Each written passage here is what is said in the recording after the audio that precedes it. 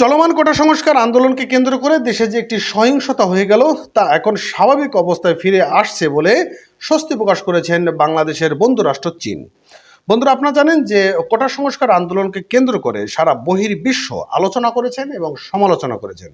তবে বাংলাদেশের দুই বন্ধুরাষ্ট্র ভারত এবং চীন নিশ্চুপ ছিল। তবে ভারতের কলকাতার যিনি মুখ্যমন্ত্রী রয়েছেন মমতা ব্যানার্জি, তিনি একটু সমালোচনা করেছেন এবং এই সমালোচনার জায়গা থেকে তিনি একটু জবাবও পেয়েছেন। আর চীনের যিনি রয়েছেন সেটি হচ্ছে চীনের পররাষ্ট্র মন্ত্রণালয়ের মুখপাত্র লিন জিয়ান।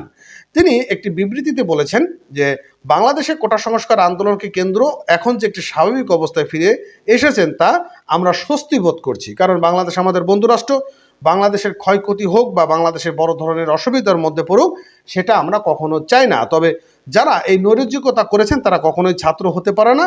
তবে যারা করেছেন তাদের অবশ্যই কঠিন বিচারের আওতায় আনতে হবে। এবং তিনি দুঃখ করে প্রকাশ করে বলেছেন যে যতগুলো ছাত্র মারা গিয়েছেন, বেসামরিক নাগরিক মারা গিয়েছেন, সেটা খুবই দুঃখজনক ব্যাপার, যেটা মোটেও কাম্য ছিল না। এবং পুলিশের ভূমিকা নিয়েও তিনি কথা বলেছেন। তিনি বলেছেন যে পুলিশ যে অস্বাভাবিক আচরণ করেছেন সেটাও কিন্তু মোটে অনুচিত হয়েছেন। তো যাই হোক, বাংলাদেশের একটি অনলাইন নিউজ পোর্টালে এরকম একটি নিউজ প্রকাশ করেছেন, যেখানে বলেছেন যে চলমান কোটাবিরোধী আন্দোলনকে কেন্দ্র করে বাংলাদেশের সৃষ্ট পরিস্থিতি স্বাভাবিক হয়ে আসায় স্বস্তি প্রকাশ করেছে চীন। এবং মঙ্গলবার ৩০ জুলাই চীনের পররাষ্ট্র মন্ত্রণালয়ের মুখপাত্র লিন জিয়ান এই স্বস্তি প্রকাশ করেছেন এবং চীনের পররাষ্ট্র মন্ত্রণালয়ের ওয়েবসাইটে এমন তথ্য প্রকাশ করা হয়েছে।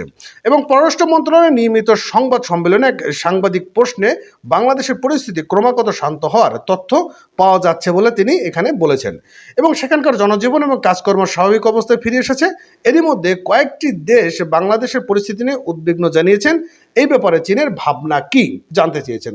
উত্তরে মুখপাত্র লিন জিয়ান বলেছেন, চীন লক্ষ্য করেছে যে বাংলাদেশের পরিস্থিতি নিয়ন্ত্রণে এসেছে, সেখানে সামাজিক শৃঙ্খলা ফিরে এসেছে। এতে বাংলাদেশের বন্ধু ও ঘনিষ্ঠ প্রতিবেশী হিসেবে চীন স্বস্তি পেয়েছে।